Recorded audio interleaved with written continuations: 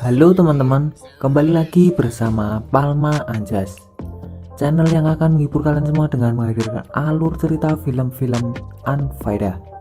Kesempatan kali ini saya akan membahas sebuah film yang berjudul Jonathan tahun 2018. Film ini cukup mantap jiwa karena bertemakan krim dan thriller. Dan film ini menceritakan tentang seorang pria bernama Jonathan yang harus membagi tubuh dengan saudaranya untuk bertahan hidup dan menjalani aktivitas setiap hari, di mana kondisi mereka mulai kacau setelah munculnya suatu perasaan sensitif yang disebut dengan cinta. Tapi sebelum masuk ke isi ceritanya, saya tak bosan-bosan mengingatkan kalau ini adalah konten full spoiler. Jadi untuk kalian semua yang belum nonton filmnya, saya sangat menyarankan untuk kalian menonton filmnya terlebih dahulu, karena bagaimanapun pengalaman menonton secara utuh akan jauh lebih baik. Tanpa berlama-lama, langsung saja kita masuk ke isi ceritanya.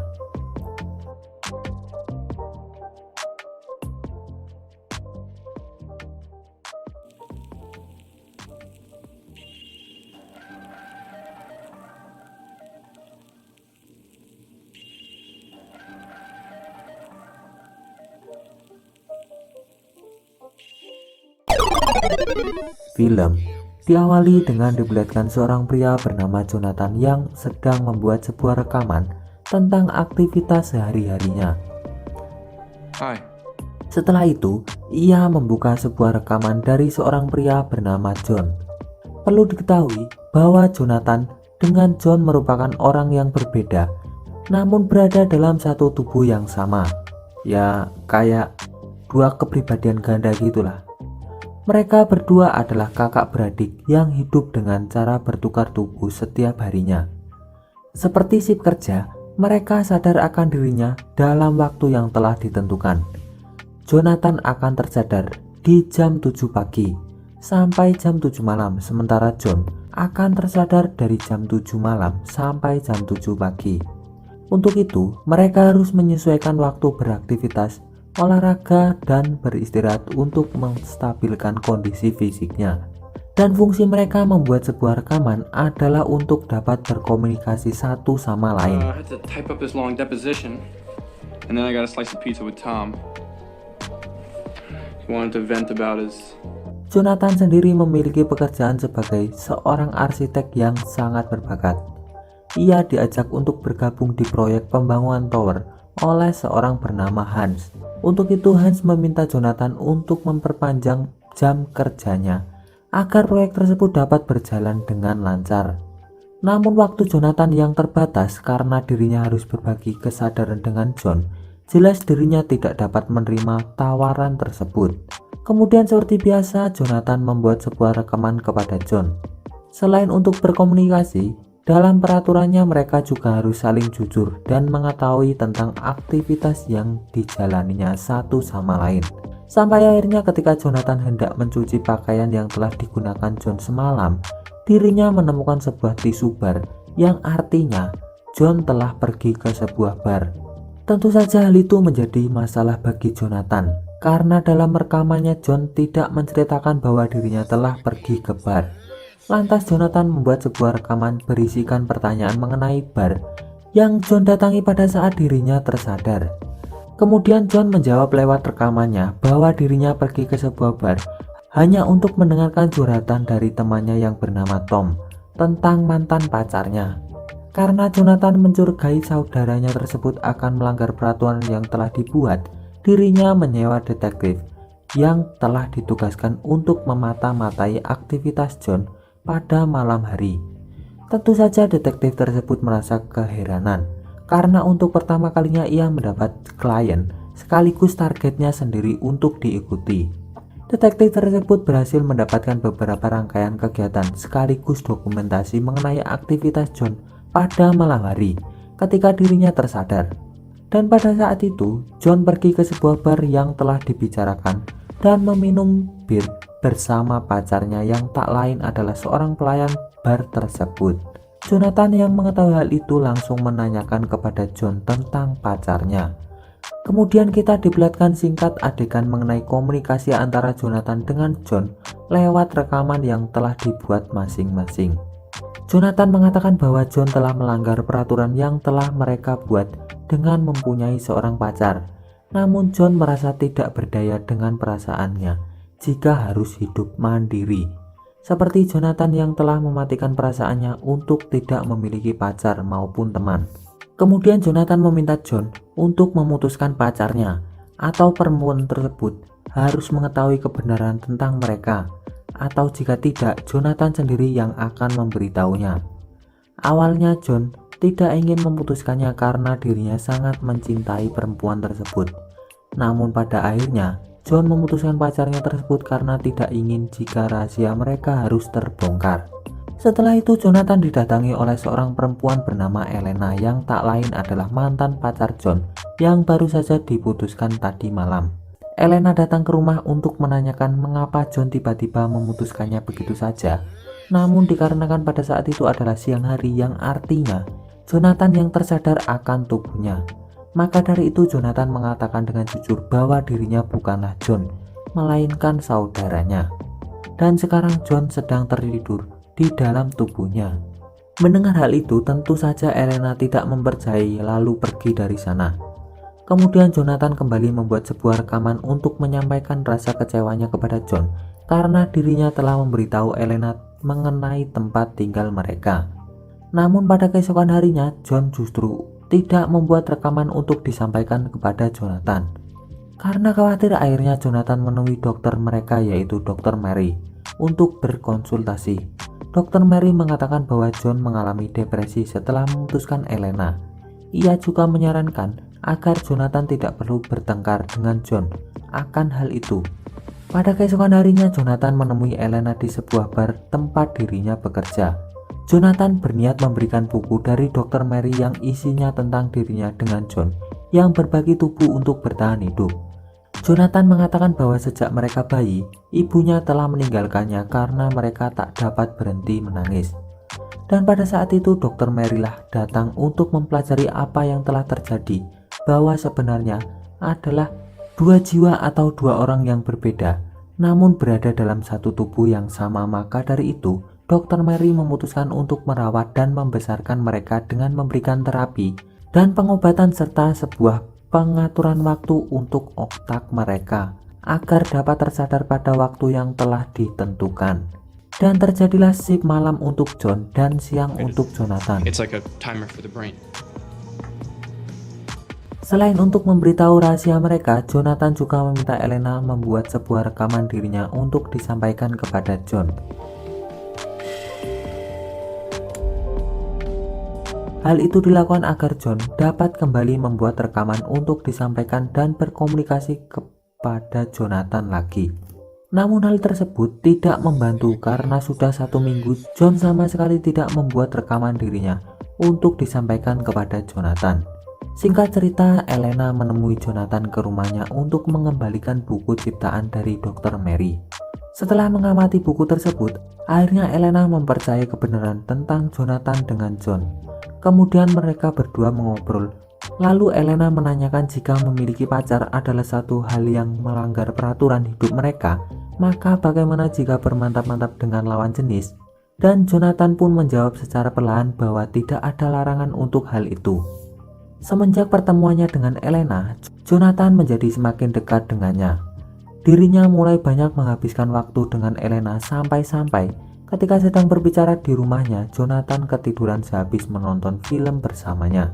Mengetahui waktu telah menunjukkan hampir jam 4:30, Jonathan segera pulang karena tubuhnya harus beristirahat di rumah sebelum John tersadar.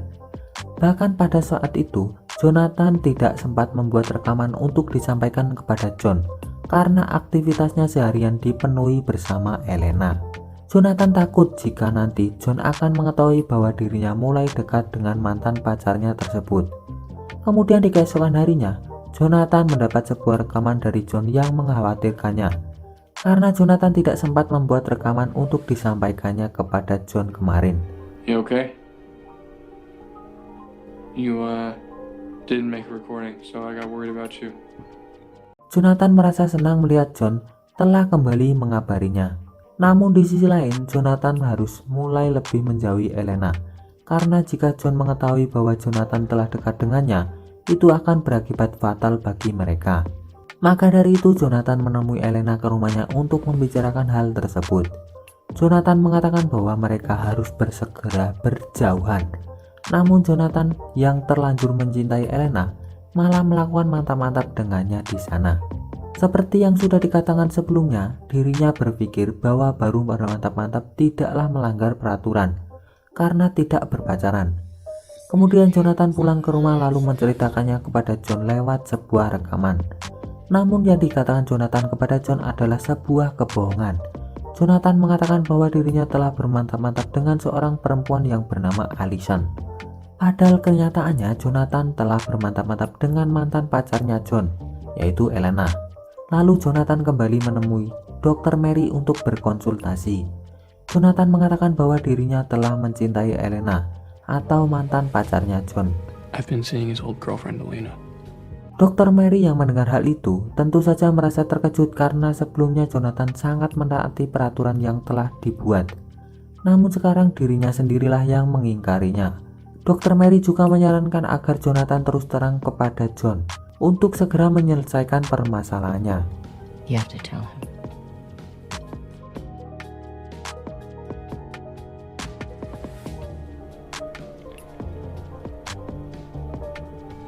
There's something I need to tell you. Setelah Jonathan terus terang kepadanya, John merasa sangat marah hingga di keesokan harinya ketika Jonathan tiba di kantor. Dirinya dikejutkan ketika melihat proyeknya telah berantakan dengan bertuliskan pembohong di meja kerjanya. Jonathan menyadari bahwa semua kekacauan tersebut adalah ulah dari John yang sangat marah kepadanya di malam hari saat dirinya tersadar. Akibat dari hal itu, Jonathan harus dipecat dari pekerjaannya karena dikira dirinya lah yang telah membuat kekacauan tersebut. Kemudian di keesokan hari Jonathan terbangun sudah berada di kolong jembatan dengan memegang handphone milik John.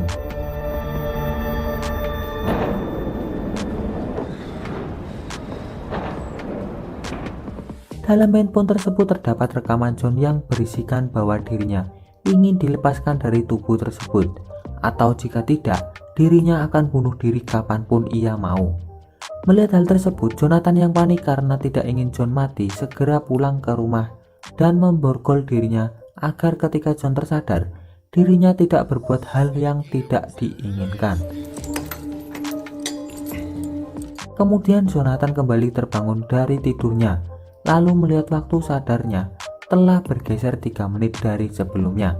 Tentu saja dirinya merasa heran karena seharusnya Jonathan maupun John akan terbangun atau tersadar tepat pada waktunya.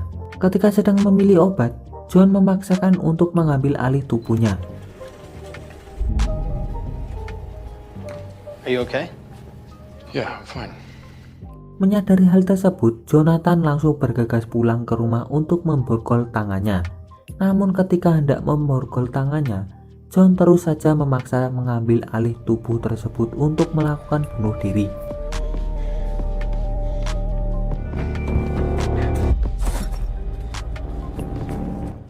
Karena sudah di luar kendali, Jonathan terpaksa mencopotkan pengatur waktu otak untuk membuatnya tidak sadarkan diri. Kemudian Jonathan tersadar dirinya sudah berada di rumah sakit bersama Dr. Mary yang telah mengobatinya. Dr. Mary mengatakan bahwa John tidak sengaja mengambil alih tubuhnya ketika John tersadar. Akan tetapi hal itu dikarenakan hidup John yang telah berkembang untuk mengambil alih seluruh kesadaran akan tubuhnya. Oleh sebab itulah ketika Jonathan terbangun, waktunya selalu bergeser beberapa menit sebelum dirinya tersadar. Namun sebaliknya Jonathan justru malah melemah akan kesadaran tubuhnya. Maka dari itu tak akan lama lagi tubuh tersebut akan dikuasai seluruh tubuhnya oleh John yang terus berkembang. Sementara Jonathan yang terus melemah akan mati seiring berjalannya waktu. Your body can't support both of you. Setelah itu Jonathan pulang ke rumah dengan penuh penyesalan. Kemudian dirinya tersadar tiba-tiba telah berada di dalam sebuah taksi dengan barang bawaannya. I'm supposed to tell you not to worry. Lalu Jonathan meminta menepi untuk menghabiskan detik-detik kematiannya.